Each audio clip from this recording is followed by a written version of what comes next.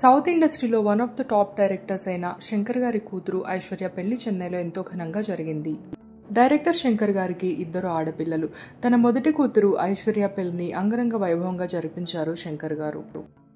శంకర్ గారి కూతురు ఐశ్వర్య పెళ్లికి పొలిటీషియన్స్ మరియు ఎంతో మంది తారలు కూడా హాజరయ్యి నూతన వధూవరులని ఆశీర్వదించారు.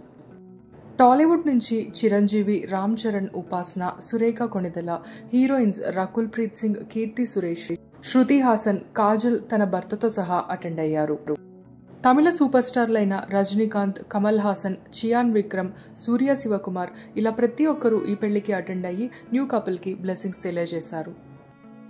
ఎంతో గ్రాండ్గా జరిగిన శంకర్ గారి కూతురు పెళ్లి మరియు రిసెప్షన్ వీడియోలని మీరు కూడా ఇక్కడ చూసి ఎంజాయ్ చేసేయండి.